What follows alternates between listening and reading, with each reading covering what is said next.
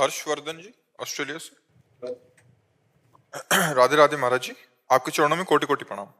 महाराज जी, जब हमें बाल्यकाल से ही ये बताया गया है और सिखाया गया कि भगवान जी सब कुछ करते हैं, वही सभी के जीवन और मृत्यु अथवा इस संसार के प्रत्येक प्राणी के कर्मों का लेखा जोखा रखकर नीति व विधि अनुसार उचित निर्णय लेते हैं, तब हम एक साधारण मनुष्य होने पर ये कैसे जान सकते हैं कि कब, कहाँ, कैसे एवं क्या करना उचित होगा? हम कैसे जान सकते हैं? शास्त्र और संत जन ये भगवान के ही द्वारा लिखित और प्रेरित होते हैं। संतों के हृदय में बैठकर भगवान उपदेश देते हैं और शास्त्रों में ब्रह्म ऋषियों के हृदय में बैठकर लिखवाए गए हैं। तो हमको क्या करना चाहिए, क्या नहीं करना चाहिए, इसके लिए गीता में भगवान जी कहते हैं, तस्मात् शास्त्रम प्रमाणम ते कार्याकार्यो व्यवस्थितो। शास्त्र वर्णन करते हैं ये करो ये ना करो। अब जन साधारण आदमी शास्त्र में तो प्रवेश पाया नहीं, तो सत्संग सुने। अगर सत्संग भी नहीं सुन पा रहा तो ईमानदारी से देखो, तुम्हारे हृदय में बैठा हुआ भगवान जब तुम गलत करना चाहते हो तो तुम्हें प्रेरित करता है कि नहीं कि गलत है? सच्चाई से बताओ। किसी शास्त्र में पढ़ो या ना पढ़ो, कहीं सुनो या ना सुनो, जब तुम गलत करना चाहते हो तो तुम्हारे हृदय में बैठा हुआ गुरु आपको प्रेरित करता है ना कि आप गलत कर रहे हो। आप उसकी बात नहीं मानते और गलत कर बैठते हो। आप कोई ये नहीं कह सकता कि मुझे पता नहीं था कि गलत है, क्योंकि हृदय में भगवान सबके बैठे हैं और सबको सूचना देते हैं। बड़ी धीमी आवाज में देते हैं, बहुत झीनी, ये गलत है।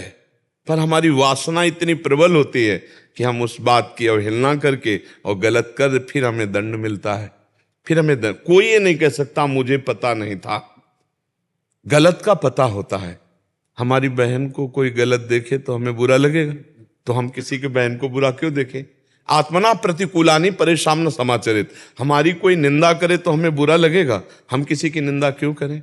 आत्मना प्रतिकूलानि, जो मुझे प्रतिकूल लगता है वो मैं दूसरे के लिए नहीं करूंगा। मेरे शरीर को कोई पीड़ा पहुंचाए, मैं दूसरे के शरीर को कैसे पीड़ा पहुंचा सकता हूं? क्योंकि जैसे मेरा शरीर मुझे प्रिय है, ऐसे हर जीव का अपना शरीर प्रिय है। लेकिन नहीं, अपने स्वाद के लिए, अपनी पुष्टता के लिए दूसरे के शरीर को नष्ट करके हम खाते हैं। अपनी वासना पूर्ति के लिए हम दूसरी माताओं बहनों की तरफ गंदी दृष्टि देखते हैं। अपने हमारी जो वासनाएं हैं कि हमको ये मिल जाए, ये मिल जाए, उसके लिए, धन के लिए हम असत धर्म ग्रहण करते हैं। चाहे हिंसा करनी पड़े, चाहे घूस लेना पड़े, चाहे पापाचरण करना पड़े। तो ये सब बातें सबको पता है मैं गलत हूं, पक्का पता है, पर वो अपने अज्ञान के कारण देखा जाएगा, इसलिए उसको दंड मिलता है और नाना प्रकार की दुर्गति भोगता है। ये कोई नहीं कह सकता कि साहब मुझे पता नहीं था। कुछ ऐसी सूक्ष्मताएं धर्म की हैं जो हो सकता है आपको ना पता हो, कि ये धर्म हो सकता है कि अधर्म हो सकता है निर्णय में। लेकिन पापाचरण तो खुला हृदय में आवाज आती है, गलत है मत करना। आपको कभी आई आवाज? आपने कभी सुना है कि ये गलत है मत करना?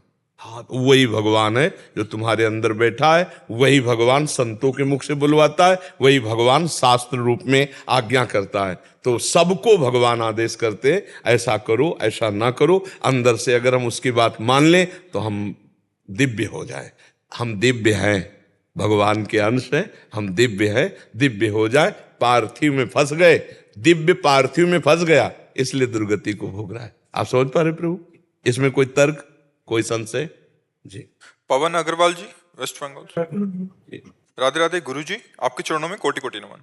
गुरु जी, मुझे गीता जी के सभी अध्याय संस्कृत में पढ़ते पढ़ते लगभग याद हो गए हैं और इसके व्याख्यान में राम सुखदास जी को साधक संजीवनी। आप पहली बात तो पूज्य श्री लगाओ। जन साधारण आदमी की तरह महापुरुषों का नाम नहीं लेते, ऐसे नहीं बोलते। पूज्य श्री स्वामी राम सुखदास जी महाराज, जो अपने गुरुजन हैं, जो बड़े हैं, जो संत हैं, उनको ऐसे नहीं बोलते, क्योंकि वो मतलब अच्छा नहीं लगता, असभ्य लगता है ना। अपने बाप का नाम, अपने गुरु का नाम, अपने पूज्य जनों का नाम सम्मान से लिया जाता है। ऐसे वो हमारे स्वामी हैं, हम उनके दास हैं। तो पूज्य श्री स्वामी राम सुखदास जी महाराज के द्वारा रचित जो टीका है गीता की, वो हम ऐसे बोलो। एक जन साधारण आदमी की तरह बात, उनका नाम नहीं लिया जाता। जो अपने पूज्य जन है, जो गुरुजन है, जो महापुरुष है, आप मानते हो ना गुरुजन है महापुरुष है, तो पूज्य शब्द लगाओ। पूज्य श्री स्वामी राम सुखदास जी महाराज, ऐसे नाम ने एक मतलब जो सत्संगी नहीं है वो बेचारे, ऐसे बोले तो चलेगा, आप सत्संगी हो, आपको उचित नहीं देता। आप किसी भी संत का, महापुरुष का नाम ले, पूज्य श्री लगा के, ये बचने का दरिद्रता, पैसा जाता है क्या? वचन में क्या दरिद्रता, बोलने में क्या कमजोरी? हम जितना सम्मान दे सके दूसरों को, वही तो हमारा ज्ञान है। नहीं तो फायदा क्या? गीता कंठस्थ है और आचरण में एक पाई ना हो तो मतलब क्या रह गया? हलवा का बनाना पूरा प्रक्रिया याद है, कभी 50 ग्राम बना के पाया नहीं तो फायदा क्या हुआ? तो हमको पहले तो अपनी बोलने की भाषा संभाल ली, फिर आगे क्या कहना चाहते इसके हैं? व्याख्यान में पूज्य श्री स्वामी रामसुखदास जी महाराज जी की साधक संजीवनी का नित्य पाठ करके समझने की कोशिश करता हूँ। मुझे लगता है कि गीता का ज्ञान समझ में आ रहा है, मगर पूर्ण रूप से नहीं लगता है। इसमें काफी गहराई है जिसको पाना मुमकिन नहीं है। एक बात केवल समझ लो, सब गहराई में था ले लोगे। निरंतर भगवान का स्मरण करो, अनन्य चेता सततम अनन्यश्चिंतयन्तो माम। भगवान जहाँ कह रहे मेरा चिंतन करो, मेरे में मन लगा दो, मेरे में बुद्धि लगा दो, तुम मेरे में ही निवास करोगे। मय्येव मन आधत्स्व मयि बुद्धिम निवेशय निविशस्यसि मय्येव अतूर्ध्वम न संशया। बस अपने को क्या, गीता जी का संपूर्ण रहस्य है भगवान के भरोसे होकर भगवान का स्मरण करना, नाम जप करना। पढ़ लो, पूरा पढ़ लो, पूरा रहस्य है। सर्वधर्मान परित्यज्य मामेकम शरणम व्रज। ये पहला भगवान के भरोसे हो गए। दूसरा अनन्यश्चिंतयन्तो माम, जिसे कहा मन मना भव मद भक्तो माद्याजी माम नमः। बस सब गीता आ जाएगी, अपने आप अंदर आ जाएगी। अर्जुन जी को क्या प्राप्त हुआ? नष्टो मोहा स्मृतिर लब्ध्वा, भगवद स्मृति। भगवान ने आदेश किया मामुनिस्मर युद्ध च, अपने कर्तव्य का पालन और स्मरण। अगर भजन निरंतर नहीं हो रहा तो गीता याद कर लो, भागवत याद कर लो, रामचरितमानस याद कर लो, सब, फिर भी आपको परम विश्राम नहीं मिलेगा। क्यों? क्योंकि अंतराय है। जितनी देर गीता पढ़ा उतना समय तो सार्थक गया, इसके बाद का समय मनोरिंद्रिया विषयों में घूम रहे, तो वो अंतराय आपको परमानंद का अनुभव थोड़ी होने देगा। अभ्यास योग युक्तेन चेतसा नान्यगामिना, चित्त कहीं जाए ही ना, ऐसा अभ्यास करना है। गीता जी का, रामायण जी का, भागवत जी का, गुरुवाणी जी का, सब शास्त्रों का सार है। नाम जप करो, सत्संग करो, निरंतर नाम जप, सत्संग के द्वारा नवीन उत्साह होता है। क्या सब करूं? अल्यो अभी तक इतनी यात्रा हो गई और अभी तक आपको पता ही नहीं क्या आप आदेश करो, मैं वही जपना शुरू करूं। अभी तक गुरुदेव का वर्ण नहीं किया क्या? किए थे, बहुत पहले की बात है। बहुत पहले, कई युग बीती थी, थोड़ी हो गए, इसी जन्म में तो किया था। मंत्र याद है गुरुदेव ने जो दिया था? नाम याद है? तो बस चकाचक उसी नाम और मंत्र का जप करो। भगवान ही का तो नाम मंत्र दिया, तो बस खूब नाम मंत्र जप करो। देखो कभी कभी ऐसा होता है कि बाह्य गुरु की कुछ ऐसी चेष्टाएं हो जाती जिससे हमारी अश्रद्धा हो जाती। लोक व्यवहार में ऐसा होता है, जैसे मान लो प्रभाव, अब अज्ञानी जीव को तो कुछ ज्ञान है नहीं गुरु किसे बनाना चाहिए, तो प्रभाव सुना, प्रवचन सुना और दीक्षा ले ली, और कुछ फिर उसके जीवन में ऐसी घटनाएं घटी कि अश्रद्धा हो गई। तो हमको मंत्र और नाम में अश्रद्धा नहीं करनी चाहिए। जो हमको मिला वो सच्चिदानंदमय, जैसे गुरु ने कहा राम जपो कृष्ण जपो, तो अब हम वो बात पकड़ लें और कभी कोई चर्चा न करें कौन हमारा गुरु, क्या हमारा, कभी चर्चा न करें। बस हमारे गुरु हैं और हमारे गुरु ने हमको दिया है, बस खूब जहां मन लगे वहां सत्संग सुन ले और खूब नाम जप करे जो गुरु ने दिया, बढ़िया भगवान की प्राप्ति हो जाएगी। किसी से मतलब न रखे, ना अपने गुरु का नाम बतावे, ना अपने गुरु की निंदा करे और ना पास जाए जहां हमारी अश्रद्धा हो गई। बस प्रणाम करके उनकी आज्ञा पे चल दो, भगवान मिल जाएंगे। हमारी बात समझ लो। अगर उनकी निंदा करे, उनकी अवहेलना करे, उपहास करे, तो फिर नहीं। भगवान का ही सारा रोल है, ये स्वांग सब भगवान ही का है, इसीलिए बहुत संभल करके गुरु बनाना चाहिए। ऐसा नहीं कि 4 दिन प्रवचन सुना और गुरु बना लिया, 4 लोग गुरु बना रहे हैं तो हम भी बना लिया, नहीं। 1-2 साल पहले खूब बैठ के सत्संग सुने और उनकी चेष्टाएं देखे और देखे मन मिलता है कि नहीं, बात समझ में शास्त्रीय है कि नहीं, बात समझ में हमारा भाव जुड़ता है कि नहीं, हमारे अंदर कुछ परिवर्तन होता है कि नहीं, हमारे अंदर लगाव आ रहा है कि नहीं। पहले खुद अपने नेत्रों से देखना चाहिए, किसी दूसरे के कहने से किसी को गुरु नहीं बनाना चाहिए। अपने भगवान से प्रार्थना करें कि हमको आप गुरु रूप से मिलो, और जब मिलावें तब भगवान की कृपा से भगवान मान के उनको, और बस हमें लगता है कि अगर गुरु के वचन मान ले तो सब काम हो जाएगा। गुरु वाणी मानने से काम चलता है।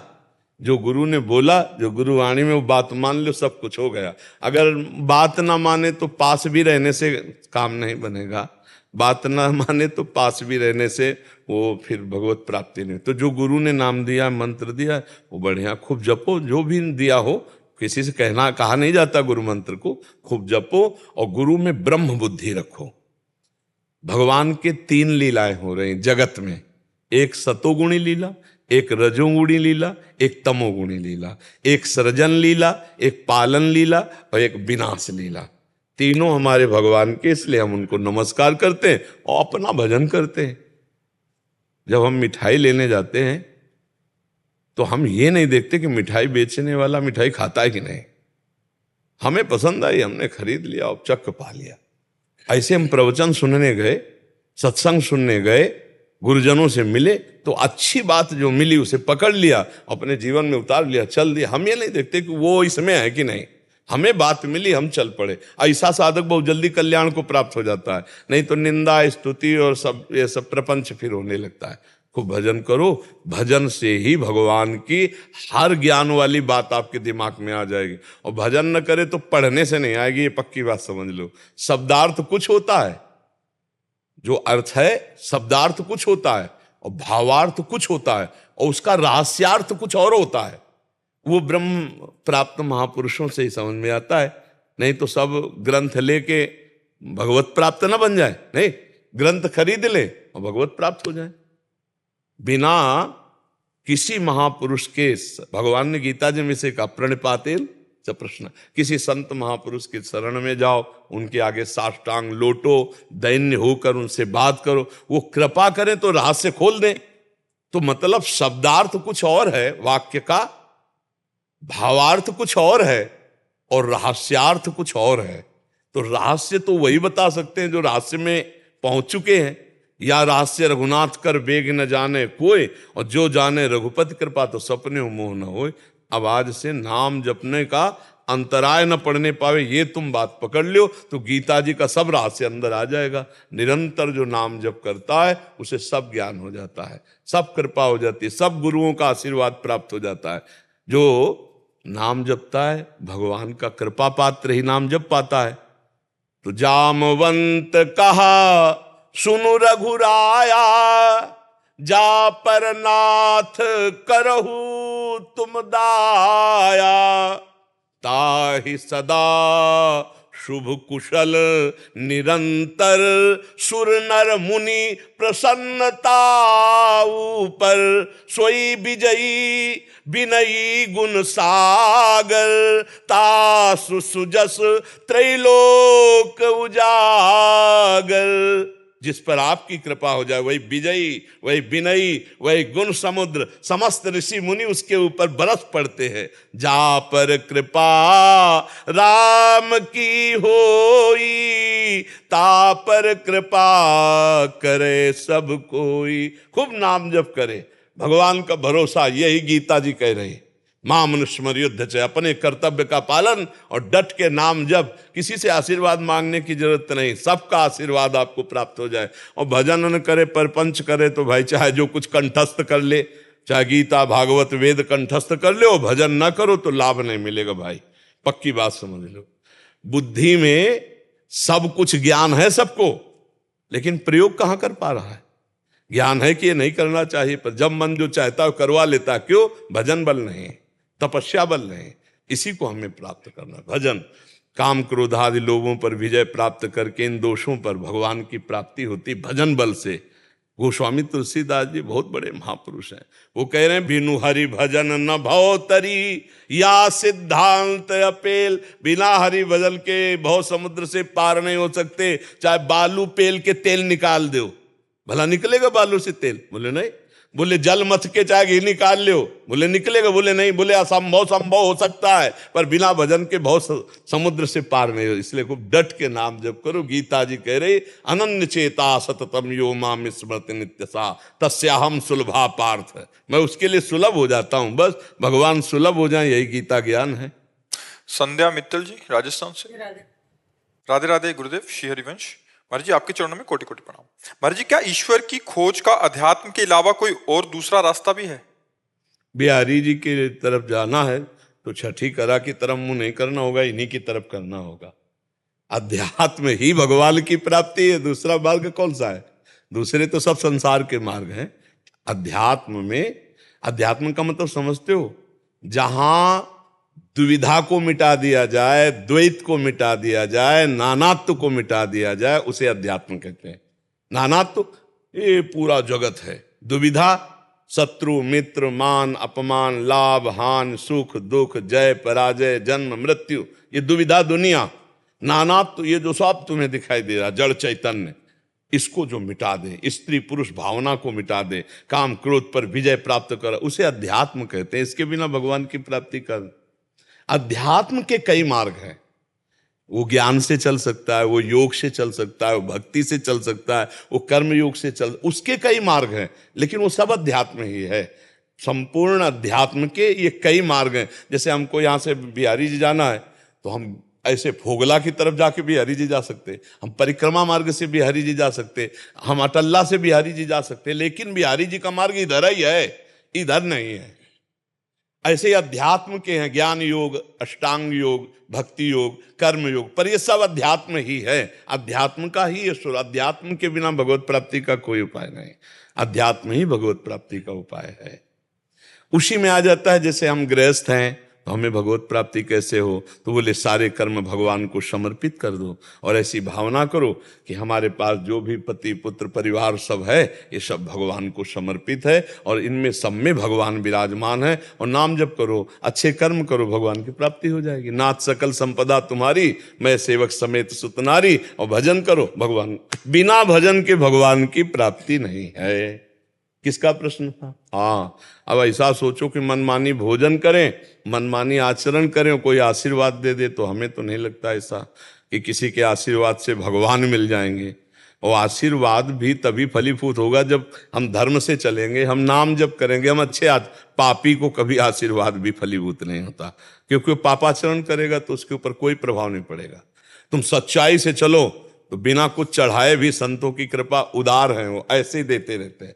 वहां कुछ ऐसी जरूरत नहीं कि तुम चढ़ाओ, तो वो बनिया की दुकान नहीं है। वो तो हेतु की कृपाल है, वो तो दर्शन मात्र से, संभाषण मात्र से, कृपा मात्र से तुम्हारे दुखों और पापों का नाश कर देंगे। पर ईमानदारी से चलोगे तब कि अब लो नसानी अब ना, आज तक पाप किया अब नहीं करूंगा, तब कृपा होती है। अब पापाचरण करते रहो, सोचो कृपा हो, तो ऐसा तो मुझे नहीं लगता कि गंदा आचरण करे उसके ऊपर कृपा हो जाए, ऐसा तो नहीं होता। दीपेश अग्रवाल जी, कनाडा से। जय जय श्री राधे। राधे राधे महाराज जी, आपके चरणों में कोटि कोटि प्रणाम। महाराज जी मेरी दिनचर्या के अनुसार मैं एकांत में प्रभु को 1 घंटा ही समर्पित कर पाता हूँ। 2 महीने पहले राधा रानी की कृपा से हमें 2 जुड़वा बेटी की प्राप्ति हुई। मैं प्रभु को ज्यादा समय देना चाहता हूँ जैसे पहले देता था, पर ऐसा भी लगता है हम ज्यादा नहीं कहते, हम पूरा समय कहते हैं। पूरा समय प्रभु को दो। जो तुम संसार को देते हो ना, वो प्रभु को ही देते हो, उसे मानना होगा। अगर नहीं मानोगे तो घाटा हो जाएगा, फिर काम नहीं बन पाएगा। फिर तुम्हारा मन कहेगा कि हम 2 घंटा प्रभु को दें, 2.5 घंटा प्रभु को दें, तो शेष जो 22 घंटा है या 21.5 घंटा है, वो किसको दोगे? और 21.5 घंटे में मृत्यु हो गई तो फिर तो क्या चिंतन चल रहा था उसके अनुसार गति होगी। वो जरूर आपके स्टॉक में 2 घंटा भजन का है तो आपको अगले जन्म में मिलेगा, लेकिन भगवत प्राप्ति तो नहीं होगी। भगवत प्राप्ति तो होगी जब पूरा का पूरा समर्पित हो जाओ। तो घाटे में काहे करो? अध्यात्म को समझो, मैं प्रभु का, मेरा परिवार प्रभु का। अब मैं जो नौकरी करता हूं वो परिवार के पोषण के लिए है, वो प्रभु की ही सेवा हुई। ये संसार प्रभु का ही है, चाहे हमारा व्यापार हो, चाहे नौकरी हो, चाहे किसानी हो, चाहे जो भी हो, हम जीने के लिए कर रहे हैं और हम जी रहे हैं प्रभु के लिए। भजन ही है, पूरा समय भगवान को है।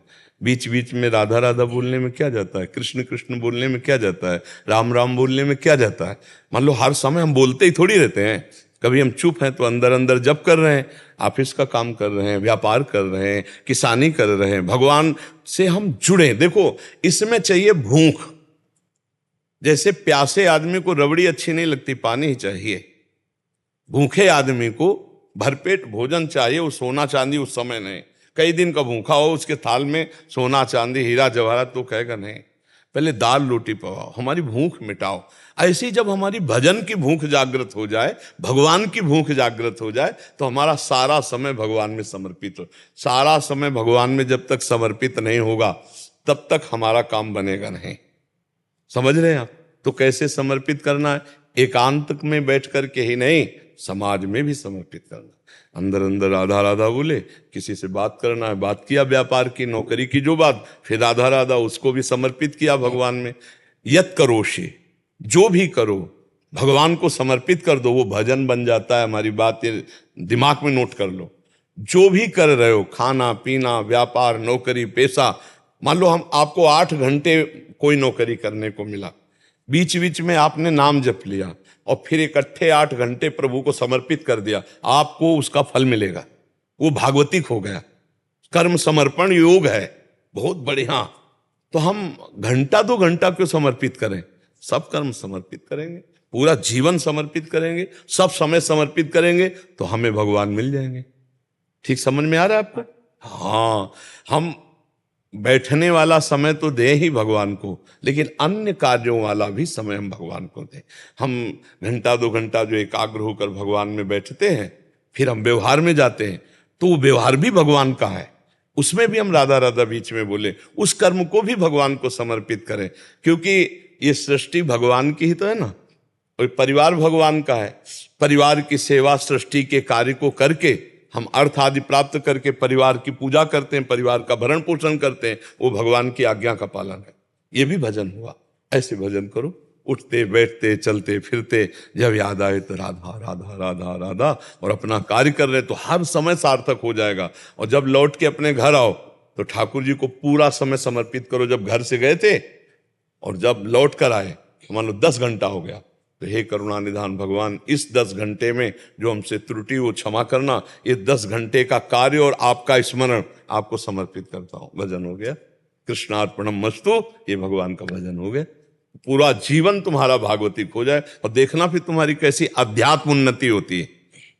अध्यात्म उन्नति, शांति, ज्ञान, बहुत दिव्य भाव, क्योंकि वो समर्पण हो रहा है ना। और फिर कुछ दिनों बाद तुम्हें हर समय ये याद रहेगा कि ये कर्म भगवान को समर्पित करना है, तो हर समय भगवान से आप जुड़े रहेंगे। फिर धीरे धीरे आपके अंदर स्मृति पक्की होने लगेगी, आप महाभागवत हो जाएंगे।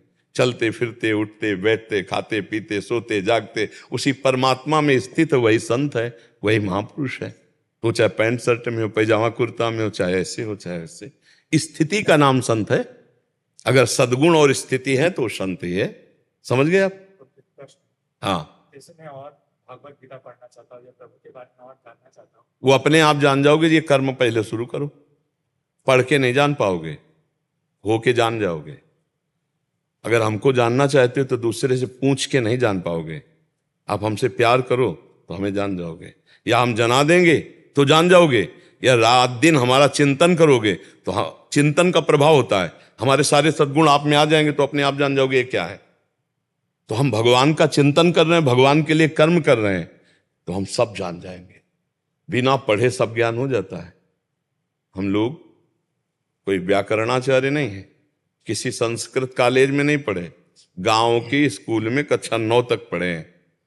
तो वो एक है कि सब शास्त्रों को पढ़ा गया, महामहिमा है, और एक है कि हम कुछ नहीं जानते, राधा राधा राधा राधा राधा राधा। तो जो आया वो दिया हुआ आया उनको, सोई जाने जे देव जलाए। अब वो परमात्मा ने दिया हुआ ज्ञान है। आप जो सुनने आए ना, ये पढ़ा लिखा ज्ञान नहीं, ये परमात्मा का दिया हुआ ज्ञान आप सुन रहे हैं। इसीलिए जो आपको प्रिय लग रहा है, सुखद लग रहा है, ये परमात्मा का दिया गया। नहीं, विद्वान तो बहुत, हम पढ़े लिखे ज्यादा नहीं है। हमसे तुम व्याकरण पूछो तो हमें व्याकरण का ककारा नहीं आता है, हाँ नहीं आता। हम संस्कृत कहीं पढ़े नहीं, कहीं हम जाके प्रवचन सीखा रहे, गंगा किनारे रहे। पर यह जरूर है कि जो हमें मार्ग दिया गया भगवान की कृपा से, गुरु की कृपा से, उस मार्ग में चले, तो मार्ग में चलने पर जो ज्ञान हुआ वही तुम्हें लाभ दे रहा है, वही तुम सुन रहे हो। ऐसे ज्ञान प्राप्त करो। पढ़ लिख के जो ज्ञान होता है वो बौद्धिक होता है, और जो साधना से ज्ञान प्राप्त होता है वो हृदयस्थ होता है। तो बुद्धि वाला बुद्धि में केवल रह जाता है, हृदय वाला काम करता है ज्ञान नहीं। जैसे जानकारी हमारे पास कई ऐसे हमें मिले हैं जिनको शास्त्रों का ज्ञान है, लेकिन चले एक कदम नहीं तो सूखे के सूखे वैसे ही, मतलब बनाने का पूरा भोजन ज्ञान है लेकिन कभी बैठ के बना के पाया नहीं तो वो बात बनेगी नहीं। तो हमें लगता है कि पहले खूब भजन करो, आचरण सुधारो और भगवान। अब ज्ञान गीता कंठस्थ है और पराई माता बहनों की तरफ गंदी दृष्टि बेविचार हो, दूसरे के धन लेने की इच्छा हो और मनमानी आचरण हो और गीता कंठस्थ है, तो हमें लगता है कि गीता को जाना नहीं, अभी तुमने भगवान की आज्ञा का पालन नहीं किया, इसलिए गीता प्रकाशित नहीं होगी। और कुछ नहीं आता और कृष्ण कृष्ण कृष्ण कृष्ण राधा राधा राधा और गंदे आचरण ना करो तो अभी गीता का ज्ञान एक आदमी श्लोक में बोलेगा और तुम ऐसे देहाती भाषा में बोलोगे, अर्थ वही होगा। मिला लो दोनों को, वेद में देख लो और उस सच्चे भजनानंदी की बात पकड़ लो तो दोनों का एक होगा। जो वेद बोल रहा है वही उसके, क्योंकि भगवान ही से तो वेद प्रकट हुआ है और भगवान ही उसको ज्ञान करवा रहे हैं। तो हमारी बात समझ पाए आप? हाँ, नाम जप करो, अच्छे आचरण करो, दूसरों को दिखाने के लिए ज्ञान नहीं होता, अपनी अनुभूति के लिए ज्ञान, और वो अनुभूति भजन से होती है, वो पढ़ने लिखने से नहीं होती, वो भजन से होती है। वेदांत में कहा गया नायम आत्मा प्रवचनेन लभ्या न मेधया न बहुना श्रुतेन। आत्मज्ञान आत्मबोध जो है वो बहुत प्रवचन करने वाले को भी नहीं प्राप्त होता। बहुत बुद्धिमान है तो इसको आत्मज्ञान, बोले नहीं। बहुत सुन रहा है, बोले इसको आत्मबोध, बोले नहीं। जिसको आत्मा वरण कर लेती है उसको आत्मज्ञान होता। आत्मावरण, खूब आर्त भाव से भगवान का नाम जप कर रहे, गुरु की आज्ञा में भगवान प्रसन्न हुए, आत्मज्ञान प्रकाशित हो। ये मार्ग अलग है। हम शास्त्र स्वाध्याय करें पर भजन के बिना शास्त्र स्वाध्याय रंग नहीं लाएगा। भजन खूब डट के करें, नाम जप करें, दूसरों का हित करें, संयम से रहें, अपने कर्म को भगवान को समर्पित करें, इसी से सब ज्ञान। आपके लिए मैं 2 पंक्तियां बोलना चाहता हूँ कि मेरे गुरुवर मेरे दिल में तुम अपना नाम रहने दो और अपने नाम की भक्ति सुबह और शाम करने दो। खुशी क्या उसके मिलने की जो मिल कर के बिछड़ जाए, मुझे अपने नाम के खातिर सदैव गुमनाम रहने दो। मेरे गुरुवर मेरे दिल में तुम अपना नाम रहने दो। महाराज जी, पर ऐसे में कोई जैसे अपने इष्ट या उनकी आलोचना कर दे, निंदा कर दे, तो फिर उसके प्रति अपने अंदर। हाँ, अपनी हम कल चर्चा की थी कि यहीं बैठे हुए थे तो उन्होंने कहा कि जैसे हमारा कोई उपहास करता है, हमारी निंदा करता है, हमारी अवहेलना करता है, तो मुझे क्या करना चाहिए? मैं अध्यात्म में चलता हूँ। तो हमने कहा सहन करना चाहिए, सहन करना चाहिए। लेकिन हमारे गुरु की निंदा कर दे, हमारे इष्ट की निंदा कर दे, तो अगर हम में दम है तो हम उसकी जबान बंद करेंगे, नहीं तो कान में अंगुली डालेंगे, चल देंगे। संत शंभु श्रीपद अपवादा कही सुनी तहां असमर जादा। काटी जीभ तासु जो बसाई, श्रवण मूंदी नत चले पराई। तो उत्तम ये है कि बल के द्वारा अगर करोगे तो कानून तुम्हें निर्बल कर देगा, कानून तुम्हें दंड देगा। जब मान लो किसी कोई गाली दे, तुम थप्पड़ मार दे, तो मारपीट में फिर दोनों फंसोगे ना। इससे अच्छा कान में अंगुली डाले, चुपचाप चला जाए, इष्ट देख लेगा। पर हम उससे लड़ें भी ना और अपने आप को भी बचा लें। लड़ाई झगड़े से भारतीय कानून आपको बंदी बना लेगा? नहीं बना लेगा। इतनी छूट थोड़ी भारतीय को। आप कहोगे कि हमारे गुरु को गाली दे रहा था, इष्ट को गाली दे रहा था, तो बोले आप रिपोर्ट करते। आपको मारने का अधिकार किसने? मारने का अधिकार है बोला? कानून आपको बंदी बना लेगा? तो भाई फिर हमसे भी गलती ले होनी चाहिए। अपने इष्ट का अपमान या अपने इष्ट की निंदा जहां हो रही, कान में अंगुली डाले और वहां से चल दे, यही उत्तम बात है। हम उस सभा में न बैठे, उस व्यक्ति से मित्रता न रखें, ये उत्तम बात है। लड़ाई झगड़ा करना उत्तम बात नहीं है, पर असहनीय होना चाहिए। हमारी निंदा करेगा हम बुरा नहीं मानेंगे, लेकिन गुरु की इष्ट की निंदा करेगा फिर हम नहीं सह पाएंगे, वहां से हम चल देंगे। ना सहन करना, उठ के चल देना। अंकित तिवारी जी, मध्य प्रदेश। जय जय श्री हरिवंश महाराज जी। श्री हरिदास महाराज जी, दास 1 साल से नाम जप कर रहा है, साथ में 84 जी, सेवक वाणी, राधा सुधा निधि, भक्त नामावली, भक्त माल, केली माल, रत्नाकर, मीरा सुधा निधि, प्रीतम काव्य का नित्य पाठ करता है, 11 माला भी करते हैं, जिससे भाव में वृद्धि हुई है। ऑफिस में काम करते हुए भी प्रियाजू का चिंतन होता था, लेकिन पिछले 3 महीने से भाव में शून्यता आ गई है। अब नाम में वो रस नहीं मिलता, प्रयास करने पर भी चिंतन नहीं होता। कभी कभी ऐसा हो जाता है कि हमें अपने साधन का कहीं न कहीं मीठा मीठा अहम हो जाता है, और हम कहीं किसी भगवत प्रेमी महात्मा, भगवत भक्त, भगवत मार्ग के साधक में दोष दर्शन कर लेते हैं, तो ऐसी दशा आ जाती है। कभी कभी ऐसा होता है, तो यही होता है। मीठा मीठा हम जान नहीं पाते। जैसे मेरा भाव बढ़ा है, ये किसने जाना? अहम ने। ये अध्यात्म है, बड़ा सूक्ष्म होता है। जब भाव बढ़ेगा तब आपको घटा महसूस होगा, आपको रोना आएगा, तड़पना आएगा, जलना आएगा, यही भाव बढ़ा है। जब ये संतोष हो रहा है कि मेरा भाव बढ़ा है, तो अहम को, वो अहम ही तो जांच कर रहे हैं ना, वो अहम। ये अध्यात्म बड़ा सूक्ष्म ऑपरेशन है। इसमें मेरे में अभिमान नहीं है, ये किसको पता चला? अहम को। वही अहम है। मेरे में भाव बढ़ा है, ये किसको पता चला? आपकी वाणी से निकला ना, मेरा भाव भी बढ़ा है, किसको पता चला?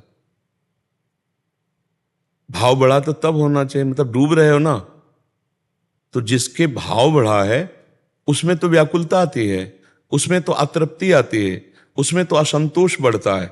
भजनानंदी का भजन में कभी संतोष थोड़ी होता है। एक व्याकुलता, उससे पूछे भाव बढ़ा है क्या, तो कहेगा कि नहीं, हमें जैसा होना चाहिए वैसा नहीं। अतृप्ति। प्रेम सदा बढ़िवो करे, ज्यो शशि कला सुबेश, पै आमे पूनो नहीं, ताते कबो न शेष। प्रतिक्षण वर्धमान होने पर भी प्रेमी अपने में प्रेम की कमी महसूस करता है, भाव की कमी महसूस करता है। आपको कैसे महसूस हो गया कि आपका भाव बढ़ा है? मतलब त्रुटि हो गई। अध्यात्म की बात को स्वीकार करो। अब इस त्रुटि ने एक त्रुटि और कर दी। ये किसी न किसी साधक पर कहीं न कहीं दोष दर्शन कर लिया, तो उससे हमारे भजन में शुष्कता आ जाती है, सरसता चली जाती है। या किसी से समानता कर बैठा, या किसी में त्रुटि कर देख बैठा और किसी में समानता कर बैठा। ये बहुत सूक्ष्म होता है। चिंतन से सब क्रॉस हो जाएगा, चिंतन में हो जाता है। बहुत बहुत दुष्ट है मन, बहुत दुष्ट है, ये बहुत जल्दी फंसा देता है, कहीं ना कहीं गलती करवा देता है। उस समय तत्काल इष्ट से, गुरुदेव से प्रार्थना करे, प्रभु क्षमा करो, मैं नीच अधम आपकी कृपा से चल रहा हूं, अहंकार ऊपर से हो रहा है। चल रहे हैं हम आपकी कृपा से, दौड़ रही ट्रेन और हम समझ रहे यात्रा हमारे पैरों से हो रही। हम तो बैठे हैं प्रभु, यात्रा तो आपकी कृपा से हो रही। जैसे ट्रेन दौड़ रही, एक आदमी दौड़ रहा था डिब्बे में, इधर से उधर, इधर से उधर। तो एक आदमी ने पूछा, क्या बात है, आप दौड़ क्यों रहे हो? बोले, मुझे अमुक स्टेशन जा रहा है। तू बैठ जा, ट्रेन चल रही, तू बैठ जा, स्टेशन ट्रेन पहुंचा है, तो तू बैठ जा, अपना हम बैठा ले। तू गुरु कृपा से, हरि कृपा से, इष्ट कृपा से, महारानी जी की कृपा से इस भाव देश में आगे दौड़ रहा है। अहम बड़ा घातक होता है। तो कई बार देखा गया है कि इस अहम के द्वारा कहीं न कहीं दोष दर्शन या किसी महापुरुष से समानता का भाव आने पर ये शुष्क हो जाता है। पहला जांच करना। और दूसरा, कभी कभी गुण प्रभाव आता है, ये ज्यादा देर नहीं टिकता है, ये 8 घंटे 10 घंटे इसी में संभल जाएगा। ज्यादा देर ये टिकता है जो पहला बताया। गुण प्रभाव में कभी कभी भजन में मन ना लगना, एकदम मन शुष्क हो जाना। कबहू तो थोड़ो भजन, ध्रुवदास जी लिख रहे हैं, कबहू होत विशाल, मन को धीरज छुटे नहीं, गहे न दूजी चाल। धैर्य से रहना, थोड़ी देर में परिवर्तित हो जाएगा। रजोगुण तमोगुण जब अपना प्रभाव दिखाता तो भजन में रुचि नहीं रहती। तीसरा, कभी कभी भोजन अशुद्ध हो जाता है, भोजन के अशुद्ध होने के कारण भजन में रुचि नहीं होती। भजन सुखपूर्वक हम जैसा स्वाद लेके करते थे वैसा नहीं होता। पर ये भोजन वाला और ये गुण वाला ये कुछ समय का होता है। लंबे समय तक अगर शुष्कता बनी रहे तो ढूंढ लेना चाहिए पहले वाले लक्षण में कि हमसे कोई त्रुटि हो गई, अहम जनित कोई दोष दर्शन, अहम जनित कोई छिद्रान्वेषण, दूसरे पर दोष दर्शन, यही हमको भजन से विरत कर देता है। और ये खूब अपने लोग बड़ी सूक्ष्मता से इसको देखे हुए हैं। ये बड़ा अंदर का विषय होता है ना, सूक्ष्मता से होता है। किसी से होड़ कर लेना, किसी से अपने को जोड़ने लगना तारतम्य गुण दोष का, इससे भी भजन में हानि हो जाएगी। या किसी की अवहेलना, निंदा, दोष भाव, ऐसा वो आप देख लीजिए 3 में से। प्रायश्चित कैसे होगा इसका? है? इसका प्रायश्चित कैसे होगा? बस जान लिया और अंदर से ताप पैदा हो रहा है, प्रायश्चित तो हो ही रहा है कि आप जल रहे हो अंदर से कि मेरे से मेरा भजन वो नहीं हो रहा, क्या बात है। अब वो अगर ढूंढो आप तो आपको स्मरण में आ जाएगा। अब ढूंढना आप एकांत में बैठ के नाम जप करते हुए, तो आपको अच्छा मैंने अमुक संत के बाद तब बचता है। बहुत सूक्ष्म विषय है, लेकिन तो बहा ले जाता है बड़े धीरे धीरे, और फिर दूसरों के दोष दर्शन करता है, देखो ये तो ऐसे है, ये तो ऐसे, और गिरा देता है। इससे संभाल संभाल कर परमार्थ में चलाया जाए, नहीं तो ये फंसा देता है। आप समझ पा रहे ना?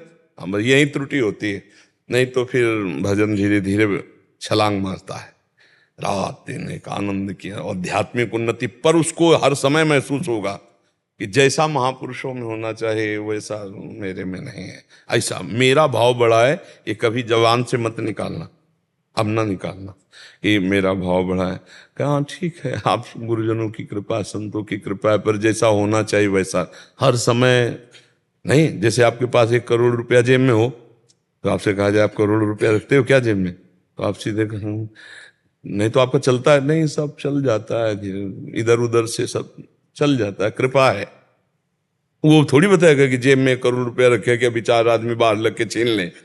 तो हम अपने भजन को कैसे बता देंगे कि हमारा भाव बड़ा है? बहुत चतुरता, बहुत सावधानी। जैसे हम कभी संतों गुरुजनों से कभी बात करें तो भजन कैसा चल रहा है, बस जैसा चल रहा है आप तो सब जानते हो, कृपा से ही है हमारे में, तो क्या भजन हम क्या कर पाएंगे। वो तो बस एक सांस में अपनी पूरी साधना को बता जाना, वो अहम नोट कर रहा है। सूक्ष्मता से समझ रहे ना? अहम नोट कर रहा है, हम ये पाठ कर रहे हैं, हम ये कर रहे हैं, हम ये कर रहे हैं, ये कर रहे हैं, मतलब वो अहम पुष्ट हो रहा है, उसी को मारना है। साधना काय की हो रही? अहंकार के नाश की। जिसका जितना अहंकार नष्ट हुआ है अध्यात्म में, वो उतना ही उन्नति को प्राप्त हुआ है। जिसका पूरा अहंकार नष्ट हो गया वो भगवत प्राप्त हो गया। आप समझ रहे ना? हाँ, मतलब अच्छा इसमें और देखो, अब हम आपको अभी कहें कि तू अहंकारी है और तो कुछ तेरे पास है नहीं, अब बुरा लगेगा। हम कितना अहंकार का पक्ष ले रहे हैं कि हमको डॉक्टर बता रहा है कि रोग तुम्हारे अंदर है, और हम रोग का पक्ष ले रहे हैं कि नहीं। मतलब दोषों को इतना सुरक्षित छुपाने वाले अपने लोग हैं कि गुरुजन भी कहें, बहुत खुशी होनी चाहिए कि हम तो नहीं पकड़ पाए, लेकिन पकड़ लिए कि दुष्टता भरी नाथ, अब आपने पकड़ लिया है तो अब आप कृपा करके इसका नाश कर ही दीजिए, अब हमारे बस का तो है नहीं। ऐसा होना चाहिए। और जबकि इसका उल्टा हो जाता है, अपने दोषों को हम जो छिपाने की प्रवृत्ति रखते हैं, इसको भी छोड़ना होगा। ये जो नोट कर रहा है ना कि आप इतना पाठ कर रहे हो, आप इतना जप कर रहे हो, आप इतने साधन में लगे और भाव बढ़ा है, वो अहंकार ही है जो नोट कर रहा है। नहीं, आप नहीं कर रहे, आपसे प्रभु करा रहे हैं। जब प्रभु करा है तो आप उसको करता क्यों बन रहे हो? अहंकार विमूढ़ आत्मा करता हमिति मन्नते, तो समझ रहे हो ना? आप करता क्यों बन रहे हो? आपसे किसने पूछा कि आप कौन सा पाठ करते हैं, कितना करते हैं? आप क्यों भूल गए? ये आपके अंदर वो बैठा है ना। हाँ, देखो आप जिस लिए आए हो अध्यात्म के लिए तो है ना।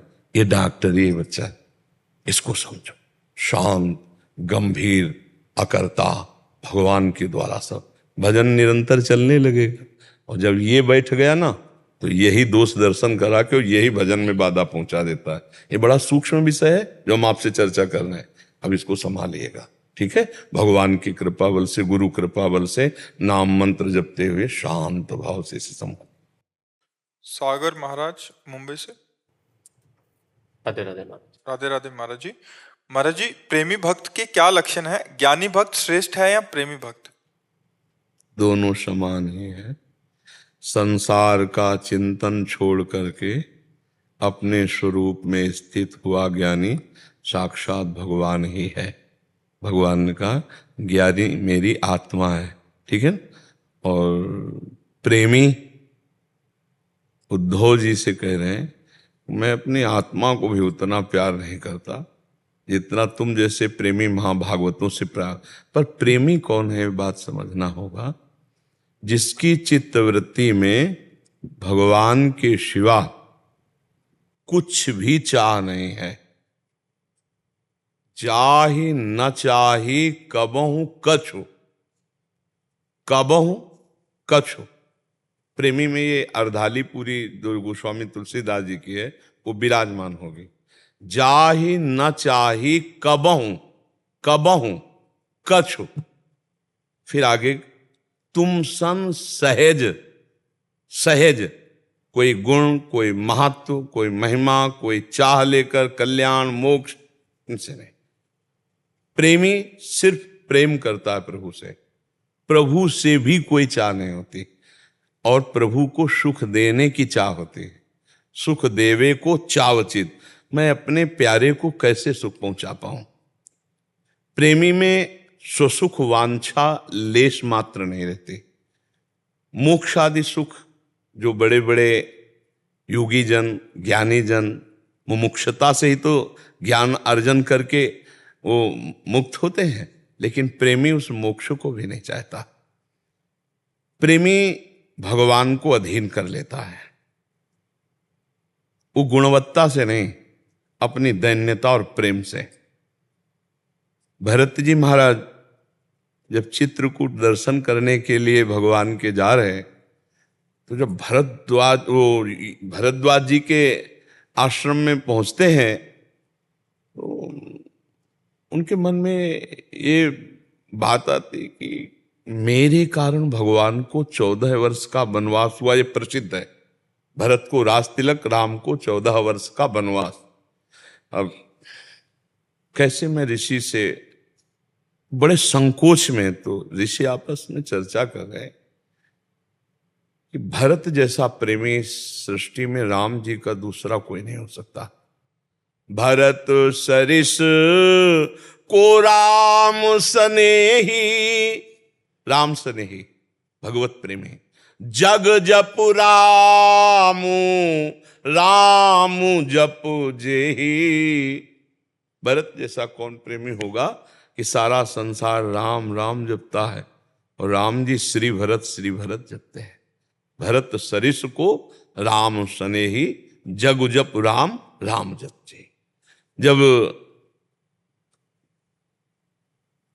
वार्ता होती है भरत जी की और ऋषि की, तो कहते सुनो भरत, हम झूठ न कहें, उदासीन तापस बन रहे। हम उदासीन है, हमारा न कोई शत्रु है न मित्र है, और तपस्वी है, हमें किसी से कुछ लेना देना नहीं, वन में रहते हैं। हम झूठ नहीं बोलते, सत्य बोल रहे हैं कि हमने देखा प्रयाग में जब संगम में प्रभु स्नान कर रहे थे, तो तुम्हारे अनुराग में उमग उमग कर श्री भरत ऐसा कहते हुए अशुभ प्रवाह कह रहे थे। इतना प्रेम प्रभु तुम्हें करते हैं। जो भगवत प्रेमी होता है, तो जैसे वो प्रभु के में विकल होता है, वैसे प्रभु उसके लिए विकल होते हैं। मथुरा में विराजमान सरकार लालजू महाराज श्री कृष्णचंद्र जो अशुभ प्रवाह करते हैं, राधा गोपी जनों के लिए वो उद्धव जी अचानक आ गए। उन्होंने देखा भगवान के अश्रु चल रहे हैं, तो उनका प्रभु, ये मुझे रहस्य जानना है कि आप क्यों रो रहे हैं, आप क्यों रो रहे हैं। मतलब आपका रुदन, आप ज्ञान समुद्र हैं, आप ही आप तो हैं, फिर आप रुदन किसके लिए कर रहे हैं। बोले हमारा स्वभाव है कि मुझे जो जैसे भजता है, ये था माम प्रपद्यन्ते तास्ततो भजाम में हम, तो गोपी जन वृंदावन में रुदन करते हुए मेरा स्मरण कर रहे हैं, तो मुझे उनके स्मरण में रुदन करना आ रहा है। अगर मेरा रुदन बंद करवाना चाहते तो गोपियों का रुदन बंद करवा दो। उद्धव जी को लगा कि गोपियों को आत्मज्ञान नहीं, तो मैं जाकर उनको आत्मज्ञान कराऊंगा कि श्री कृष्ण कण कण में है, श्री कृष्ण तुम्हारी आत्मा है, ऐसा ज्ञान कराऊंगा तो उनका विरह शांत हो जाएगा। लेकिन यहाँ उल्टा हो गया। जब यहाँ आए तो उनका जो हृदय भगवान को जितना जान पाया था, बृहस्पति जी के शिष्य हैं, भगवान के मित्र हैं, भगवान के मंत्री हैं, भगवान के ज्ञाता है, भगवत तत्व के रहस्य के ज्ञाता है उद्धव जी, लेकिन प्रेम रहस्य के ज्ञाता नहीं थे। तब उद्धव जी के मन में आया कि मुझे श्री कृष्ण ने ठग लिया, अपना प्रेम तो दिया ही नहीं जो गोपी जनों में व्याप्त है। गोपी जनों की जो प्रेम दशा देखी, तो मांगा कि मुझे वृंदावन की कोई गुलमलता औषधि बना दी जाए, तो इन ब्रज गोपियों की चरण रज हमारे पे पड़े तो थोड़ा हमें प्रेम आ जाए। फिर उनके अंदर एक प्रश्न खड़ा हो गया कि ऐसे प्रेमी में जो हमने प्रेम विकलता देखी, तो ये हमारे मित्र श्री कृष्ण कितने निर्दयी हैं कि इतनी दूर रहते हैं, उनसे इतनी दूर रहते। तो बड़े उसमें भगवान के प्रेम का रहस्य केवल प्रेमी जन जानते हैं। एक दिन युधिष्ठिर जी महाराज जब महाभारत का युद्ध हो रहा था तो भगवान के शिविर में गए तो भगवान ध्यानस्थ थे।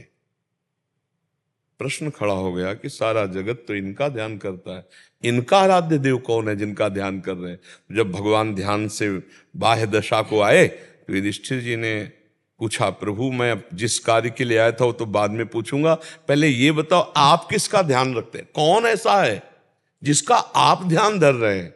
तो उनका भीष्म जी मेरे ध्यान में तन्मय सरसैया में पड़े हुए, इस समय मैं भीष्म का ध्यान कर रहा था। ये यथामाम प्रपद्यन्ते, भक्त तो वही है जिसके जागृत स्वप्न सुषुप्ति में अपने इष्ट के सिवा और कोई स्फुरण ही न रह जाए, उसे प्रेमी भक्त कहते हैं। न लोक की चाह, न परलोक की चाह, न मोक्ष की चाह, अर्थ न धर्म न काम रुचि, गति न चहो निर्वाण, जन्म जन्म रति राम पद यह वरदान। यत्र यत्र मम जन्म कर्म भी नारके परमे पदे थवा, राधिका रथ निकुंज मंडली तत्र तत्र हृदय में विराजताम। जहां जहां भी जाऊं नरक स्वर्ग अपवर्ग, वहां मेरी लाडली जो अपने परिकर सहित हो। बस मुझे न मोक्ष की चाह है न किसी परम पद की चाह है। प्रेमी अपने प्रीतम के सिवा और कोई चाह नहीं रखता है, वही प्रेमी है। और जिसे किसी की भी कोई चाह परवाह नहीं, अपने मोक्ष की परवाह है, और वो सर्वत्र अपने आत्मस्वरूप का बोध प्राप्त करके मुक्त हो जाता है, वो ज्ञानी है। और जो मोक्ष की भी परवाह नहीं रखता है, दीयमानम न ग्रहणन्ति बिना मत सेवनम जना, वो प्रेमी है। और प्रेमी के नेत्रों में मानस पटल पर प्रीतम ही प्रीतम बसते हैं।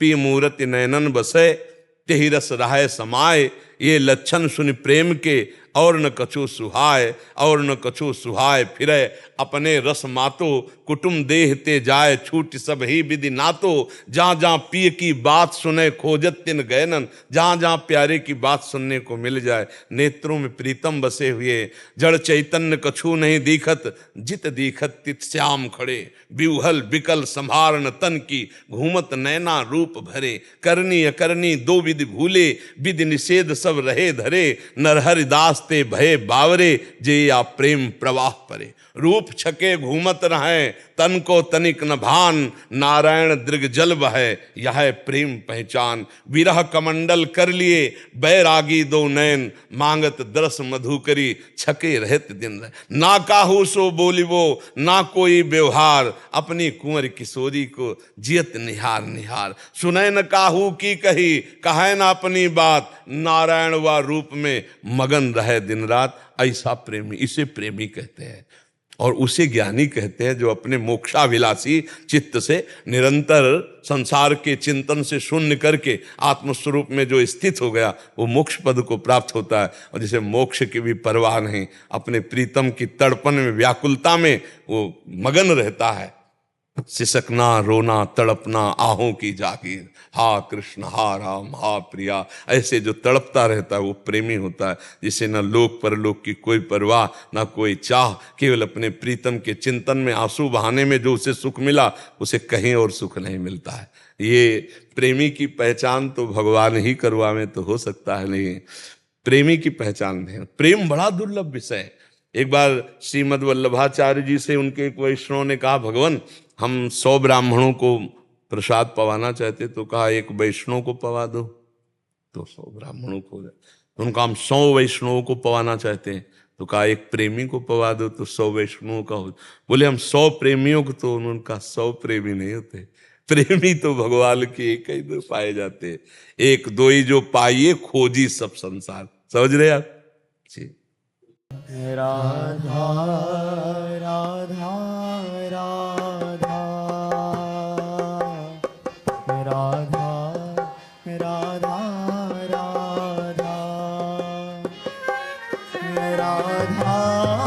राधा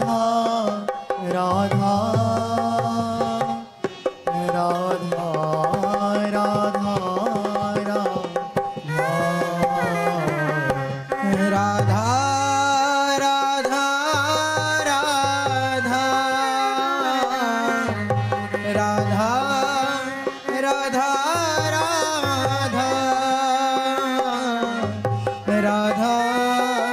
राधा राधा राधा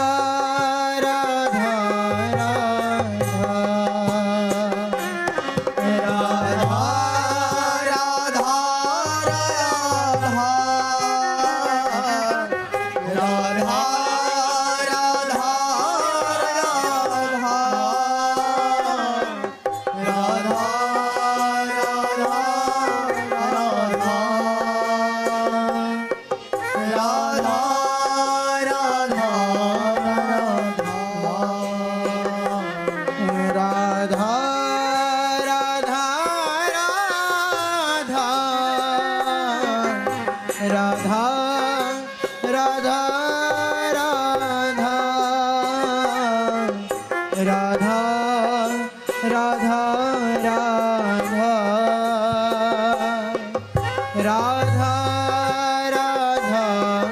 राधा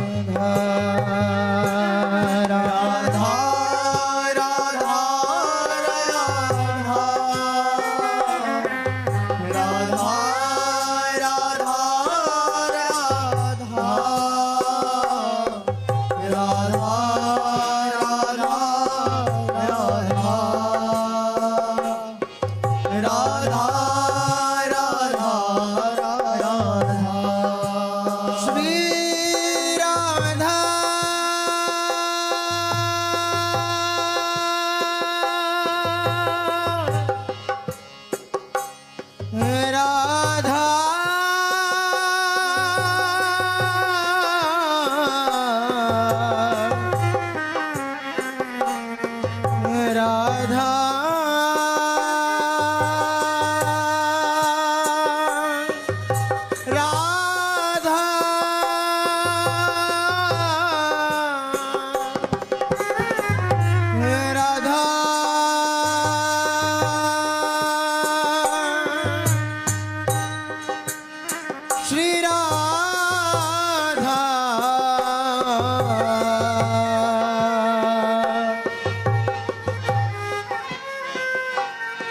राधा